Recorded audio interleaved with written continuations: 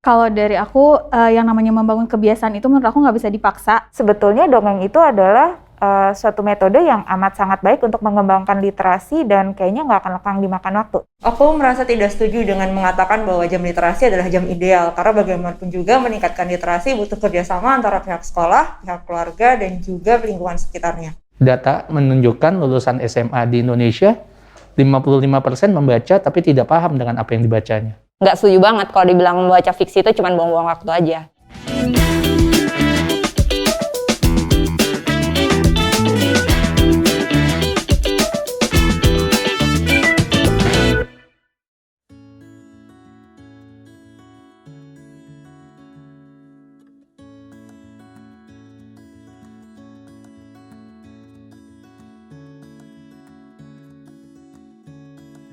Halo, saya Putih Puar. Saya adalah ilustrator dan content creator, ibu dari satu anak. Saat ini mengurus komunitas bernama Bu Ibu Baca Buku Book Club.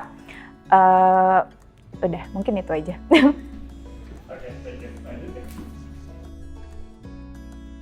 Halo, saya Nanda. Saya pegiat literasi.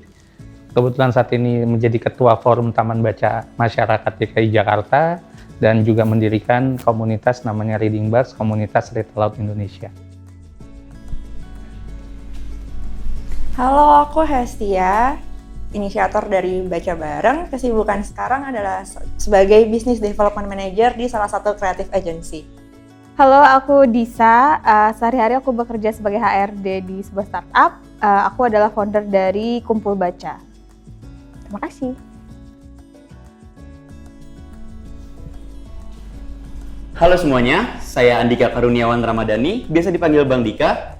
Pada kesempatan kali ini saya akan mengenalkan diri saya. Saya selaku Koordinator Program Development Abang dan None Buku DKI Jakarta 2020. Terima kasih.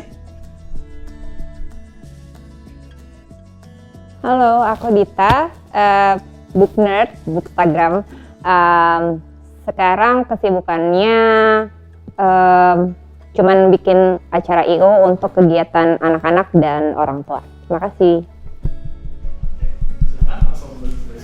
Kayak mau ngomong juga.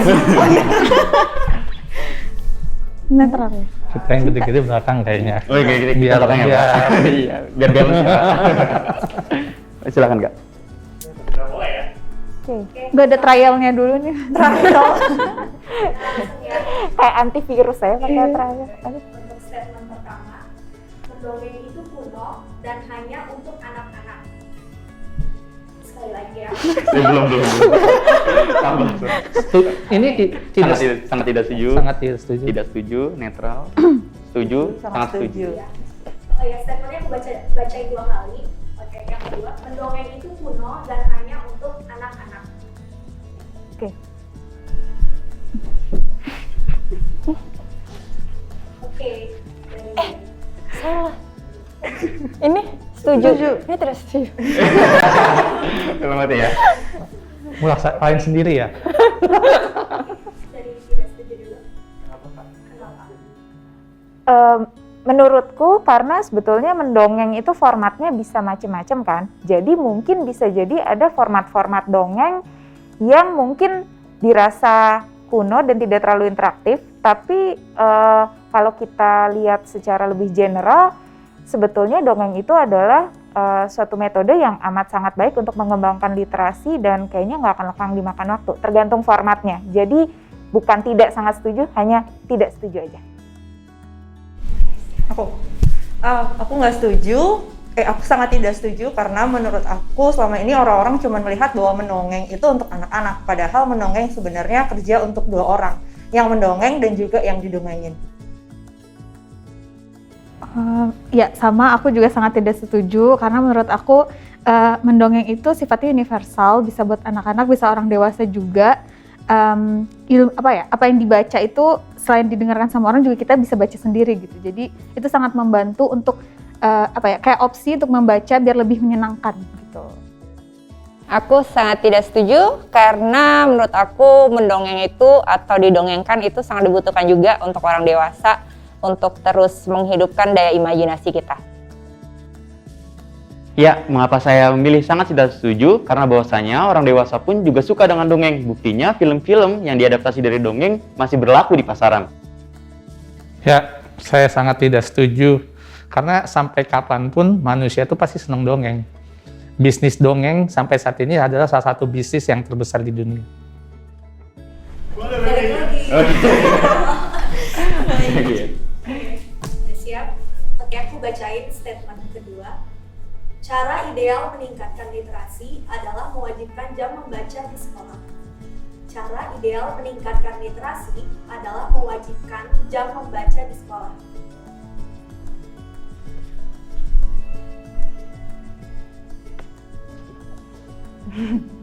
Netral aja nggak boleh ya?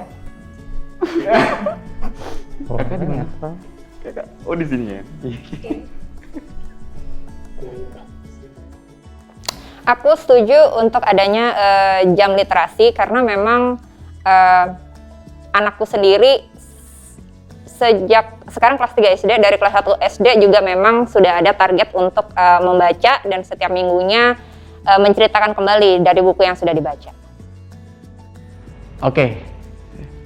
Ya, mengapa gerakan literasi sekolah itu wajib diadakan? Karena bahwasanya saya juga pernah mengalami, dan dari sejak itu saya mencintai buku dan mungkin membacanya di rumah kembali begitu.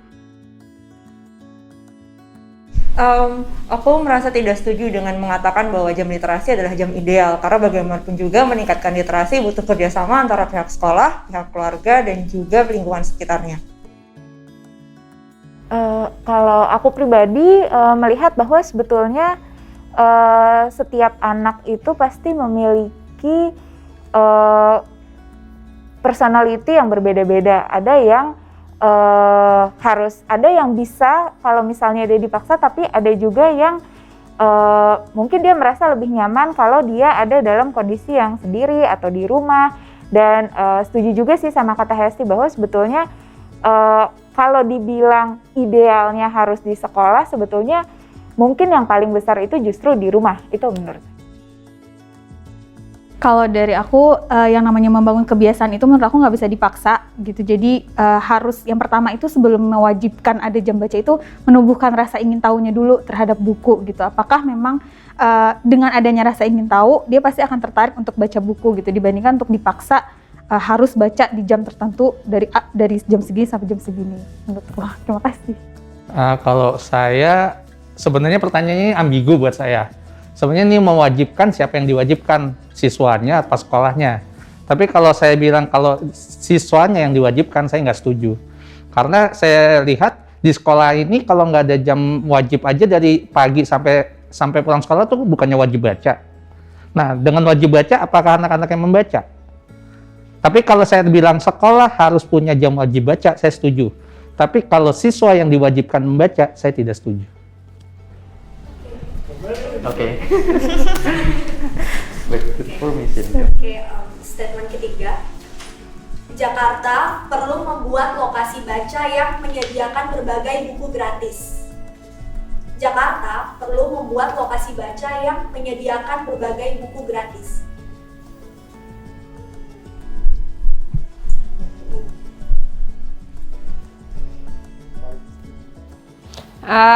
Setuju banget kalau Jakarta menyediakan suatu lokasi khusus untuk buku-buku gratis, karena memang nggak ada sih yang aku tahu ya. Jadi dibutuhin banget karena harga buku juga ada orang yang memiliki kendala untuk tidak membaca buku karena keterbatasan dari biaya. Itu aja. Kenapa Jakarta butuh tempat yang lebih banyak menyediakan buku gratis? Karena akses salah satunya menjadi problematika. Meskipun Jakarta adalah ibu kota, tetap saja teman-teman yang ada di Jakarta belum bisa mengakses buku. Selain itu, gratis juga perlu diperhatikan apakah ini masalah harga atau masalah biaya yang bisa disebabkan karena keanggotaan, denda, atau biaya peminjaman. Kalau aku setuju karena ya lebih banyak akses ke buku secara gratis atau akses buku yang inklusif tentu saja lebih baik. Walaupun itu tidak semata-mata bisa langsung menyelesaikan masalah atau meningkatkan kebiasaan. Tapi one thing untuk menambah jumlah membuat buku lebih inklusif ke lebih banyak orang itu udah satu hal yang menurut saya setuju. Oke, aku juga setuju karena menurutku ketika diberikan akses gratis, orang-orang akan tertarik untuk lebih banyak tahu tentang buku-buku gitu. Jadi punya banyak referensi bacaan sehingga bisa menumbuhkan minat untuk baca bukunya karena dikasih gratis kayak gitu sih. Oke, dengan adanya buku gratis, menurut saya bisa menghilangkan asas eksklusif bagi orang-orang yang suka membaca buku. Bahwasanya membaca buku itu berlaku di segala elemen maupun usia masyarakat. Jadi dengan adanya buku gratis, jadi masyarakat bisa dengan enjoy untuk membaca buku, sharing buku, dan lain sebagainya. Saya setuju. Ada dua kata. Pertama adalah perlu ada tempat membaca, dan dua, buku gratis. Pertama, memang kita perlu memperbanyak tempat baca di Jakarta. Kedua, ketika kita ngomong buku gratis, saya juga perlu kasih catatan, buku gratisnya jenis bukunya apa dulu.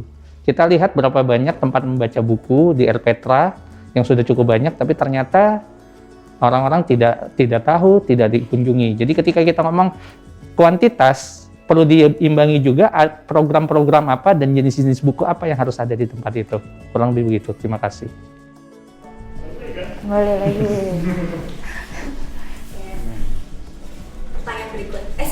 Pernyataan berikutnya. Membaca buku belum tentu buat kita kritis. Membaca buku belum tentu buat kita kritis.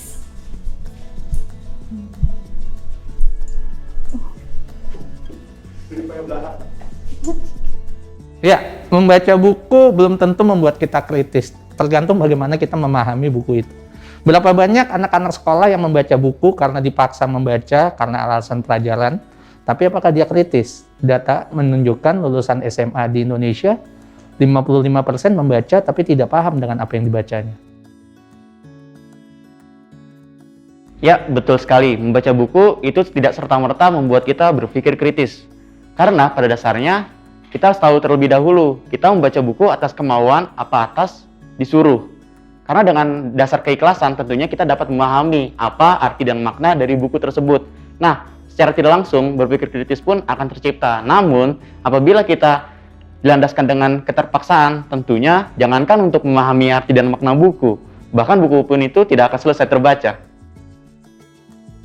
Tergantung dari jenis buku bacaannya sih juga. Terus kemudian kadang kalau misalkan sudah terlalu kita punya pemikiran sendiri dan itu berbeda dengan apa yang kita baca, bisa jadi kita bukannya bisa belajar, kita menyerap apa yang disampaikan, ilmu baru yang disampaikan, tapi kita malah ngeblok. Jadi nggak serta-merta membaca sebuah buku tertentu akan membuat kita bisa berpikir secara kritis.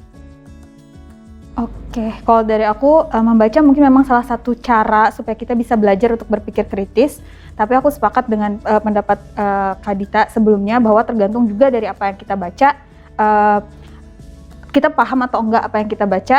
Terus apakah ketika kita membaca itu kita membacanya dengan open minded gitu. Bisa jadi memang seperti yang kata Kak Dita, kita udah ngeblok sehingga kita nggak dapat ilmunya, atau kita malah menyerap mentah-mentah apa yang kita baca gitu.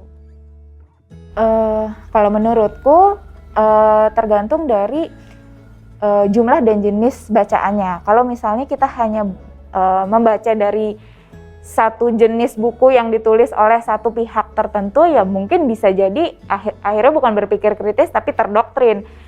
Aku rasa berpikir kritis itu tentang melihat dari berbagai sudut pandang. Jadi iya bisa, tapi tergantung kita baca dari berapa sisi, berapa sudut pandang, dan seberapa banyak kita memahami sudut-sudut pandang itu. Membaca tidak serta-merta membuat seseorang kritis apabila dia juga tidak disertai dengan teman diskusi yang sepantaran. Seringkali kita melihat bahwa orang cuma baca aja, tapi dia nggak pernah diajak ngobrol. Ya gimana dia mau kritis kalau nggak ada yang memantik?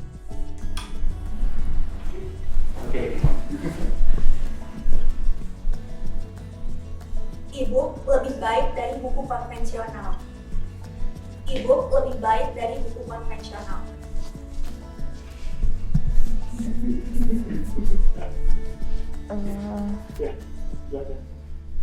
Kenapa e-book tidak lebih baik dari? Kenapa e-book lebih baik terhadap buku konvensional, dan saya sangat tidak setuju karena sejatinya buku konvensional, printed book dengan e-book masing-masing adalah saling melengkapi. Tergantung bagaimana kita mau mengaksesnya. Apakah cari yang kecepatan aksesnya lebih cepat, lebih dekat, atau kita mau mengalami pengalaman membaca dengan memegang kertas dan menghidu aroma kertas.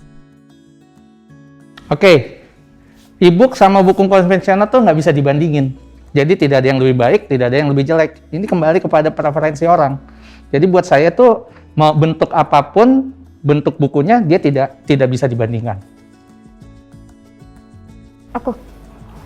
Sebetulnya lebih baik dalam konteks apa dulu gitu kan? Lebih baik itu kan mesti ada parameternya juga sebetulnya kalau kita mau ngomong lebih baik atau lebih buruk. Misalnya kalau kita ngomongin soal e-book itu bisa diakses dengan lebih cepat ke lebih banyak daerah, bisa jadi kan seperti itu. Mungkin dalam konteks itu dari segi lebih dari kecepatan gitu ya, mungkin lebih baik. Tapi untuk misalnya bagaimana pengalaman membaca, ada orang-orang yang juga lebih suka buku yang konvensional. Jadi benar sih nggak bisa dibandingin menurut aku. Pernyataan ini perlu dielaborasi lebih lanjut menurutku. Oke, kalau dari aku justru e-book dan buku konvensional itu saling melengkapi gitu. Dengan adanya dua media ini, orang jadi punya lebih banyak pilihan, ingin baca versi mana yang mereka tuh lebih nyaman gitu. Dengan adanya opsi yang dua ini juga diharapkan orang-orang juga makin lebih rajin baca buku gitu. Jadi kalau misalnya nggak nemu buku konvensional bisa baca e-book, atau kalau lelah di e-book bisa balik ke buku konvensional kayak gitu. Kalau aku lebih melihatnya sebagai practicality aja sih. Kalau namanya orang memang udah suka buku atau udah suka membaca, apapun bentuknya ya akan tetap aja dicari gitu. Mau itu buku konvensional ataupun itu e-book. Jadi lebih ke penggunaan mungkin. Kalau misalkan mungkin di rumah, mungkin bisa baca santai, itu mungkin bisa dengan buku fisik. Kalau lagi traveling, kita ngelihat untuk praktisnya mungkin bisa memilih untuk lebih nyamannya baca dengan e-book. Itu aja sih. Ya, mengapa saya memilih sangat setuju terhadap buku e-book itu lebih baik daripada buku konvensional. Tapi di sini buku konvensional dan buku e-book itu tidak bisa menjadi sebuah perbandingan. Kita balik lagi ke peminatan dari pembaca itu sendiri. Nah, mengapa saya bilang hal tersebut? Karena menurut saya e-book itu lebih berpotensi untuk menjadi hal yang menarik atensi dari masyarakat. Siapa tahu di masa yang akan datang nantinya e-book itu bisa bertransformasi menjadi salah satu hal yang interaktif dengan memunculkan virtual reality, augmented reality, ataupun teknologi hologram yang nantinya bisa menarik masyarakat untuk bisa membaca dan akhirnya jatuh cinta pada literasi. Terima kasih.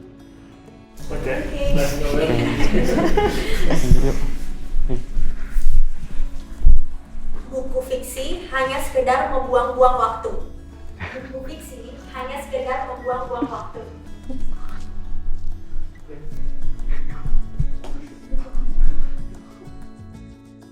Ya, mengapa saya memilih tidak setuju bahwasanya buku fiksi itu kadang juga memberikan makna dan arti yang mendalam bagi manusia. Di dalam buku fiksi tentunya akan ada suatu cerita perjuangan yang nantinya bisa diambil oleh setiap masyarakat yang membacanya. Mengapa saya tidak memilih sangat tidak setuju? Tentunya ini baik lagi ke kesadaran maupun kemauan dari pembacanya sendiri.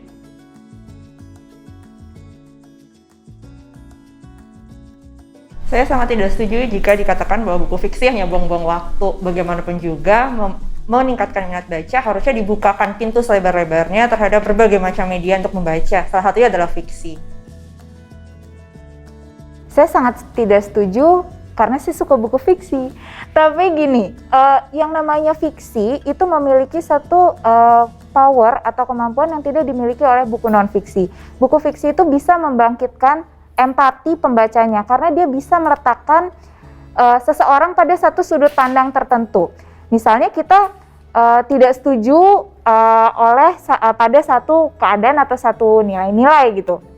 Tapi ketika kita diceritakan dalam buku fiksi, lalu kita ditempatkan sebagai, mungkin kita bisa melihat sudut pandang si karakter yang mungkin berbeda pandangannya dengan kita di dunia nyata, kita bisa lebih berempati dan kita bisa lebih memahami, oh begini ya, oh begitu ya. Jadi menurut saya ini sangat penting untuk pembentukan karakter juga sih gitu.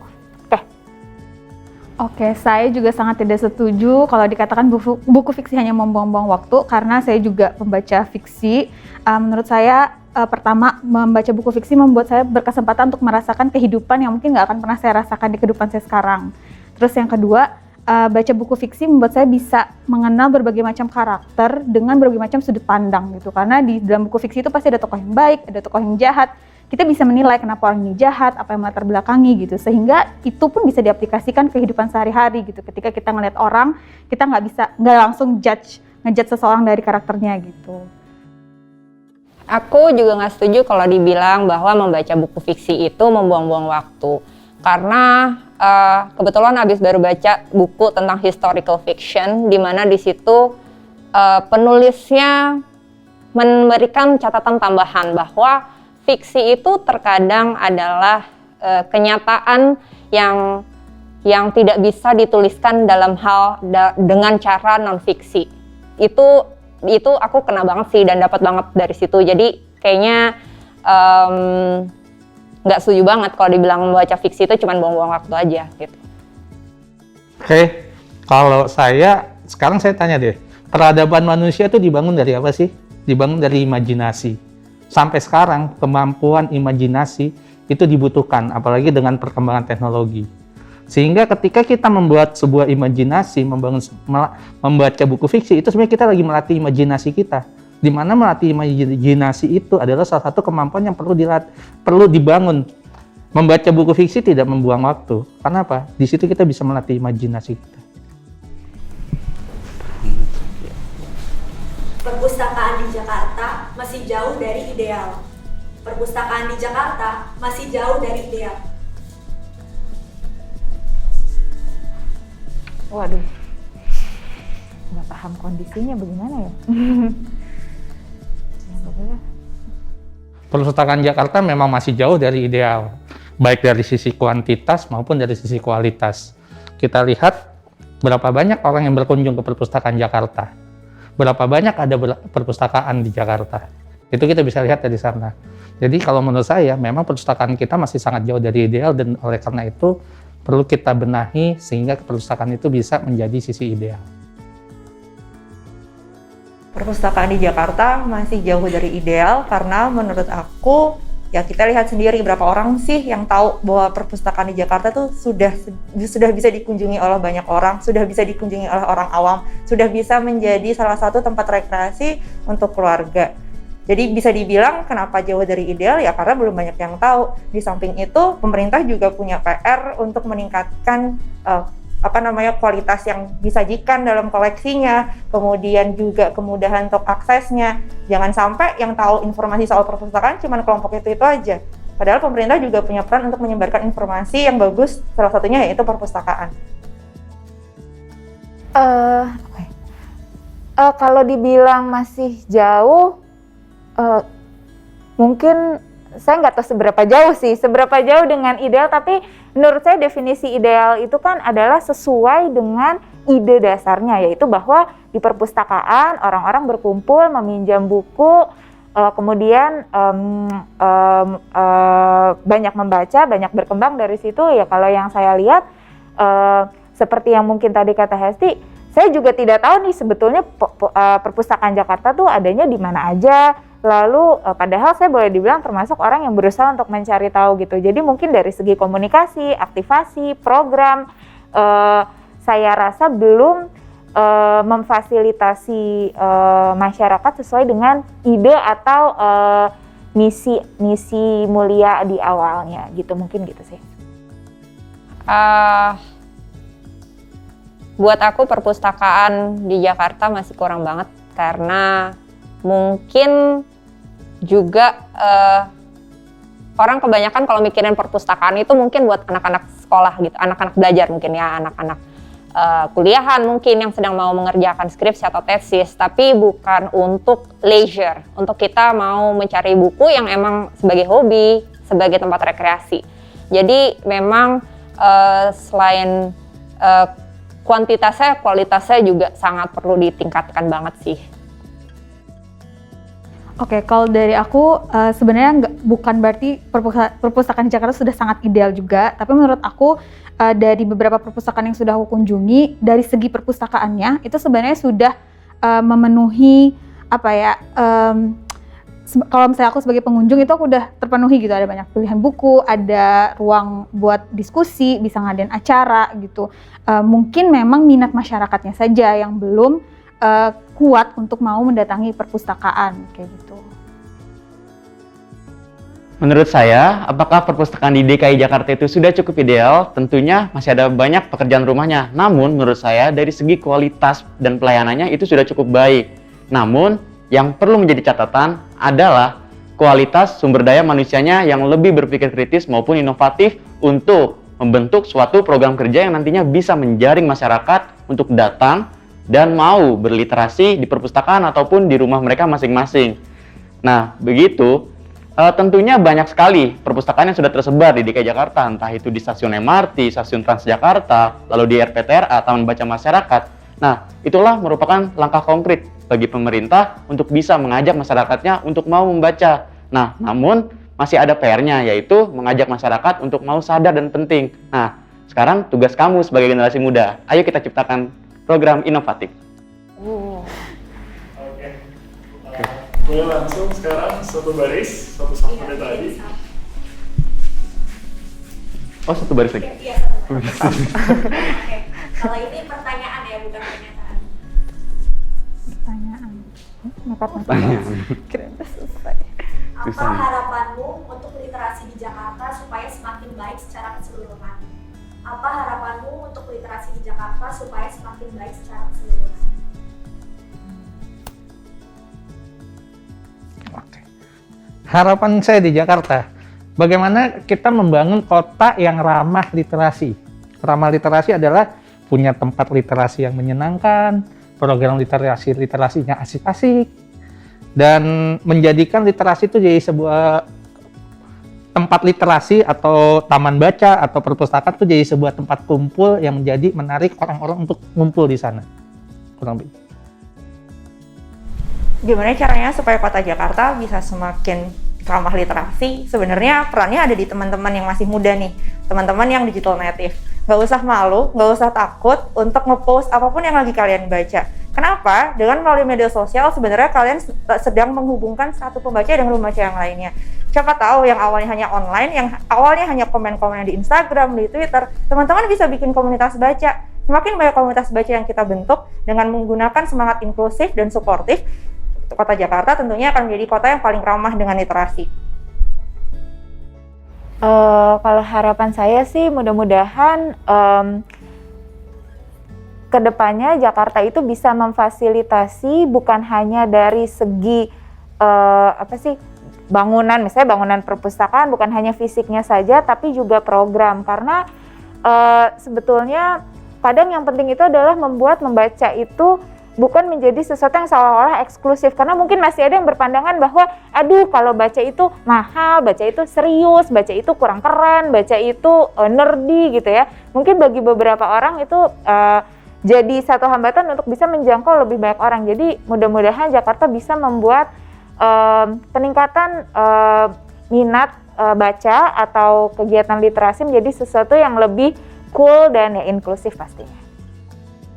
Oke, kalau dari aku, gimana caranya supaya literasi di Jakarta lebih baik lagi? Sebenarnya menambahkan, setuju sama semua jawaban sebelumnya. Pertama dari kita sendiri dulu, mulai untuk baca buku dan ngepost di sosial media. Terus yang kedua juga mungkin bisa menggait influencer gitu. Maksudku, apalagi sekarang kita hidupnya lebih banyak di media sosial dan namanya influencer tuh berpengaruh itu sangat tinggi. Dan aku lihat kalau di media sosial itu belum terlalu banyak influencer yang benar-benar yang bisa mengkampanyekan untuk mulai baca lagi gitu. Masih gerilya dari kita yang followersnya juga masih sedikit gitu. Jadi kayak kalau misalnya bisa menggait influencer yang lebih banyak followersnya, lebih banyak lagi orang yang terinfluence, pastinya bisa membantu untuk meningkatkan minat literasi di Jakarta. Ya, literasi itu bukanlah hanya membaca, namun masih banyak aspek-aspek literasi lainnya. Namun, membaca adalah dasar dari literasi. Oleh karena itu, saya meminta pada teman-teman untuk menjadikan literasi ibarat pakaian. yang akan menempel pada diri kita dan nantinya bisa kita bagi ke seluruh masyarakat. Kemurah angke pergi tamasya, bawa oleh-oleh sambal terasi. Jangan ngaku warga Indonesia kalau nggak mau berliterasi.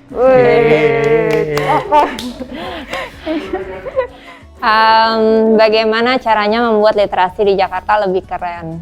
Mungkin buat teman-teman, sebenarnya buat aku pribadi ya, untuk share apa yang aku baca itu ada rasa, menarik nggak sih? Ada nggak sih yang baca? Tapi ternyata begitu aku mulai, ternyata banyak yang menyukai dan jadi tertarik untuk membaca sesuatu buku tertentu. Jadi menurut aku mungkin buat teman-teman yang lihat ini di luaran sana, jangan takut untuk menjadi agent of change. Terus kemudian mungkin bisa dengan banyak bergaul dengan teman-teman sesama komunitas buku, itu bisa jadi tahu banyak info-info tentang aktivitas literasi yang ya semakin banyak, the more the merrier, akan semakin banyak jadinya orang yang akan jadi tahu tentang kegiatan tersebut yang pastinya akan lebih baik juga buat kota ini. Itu aja.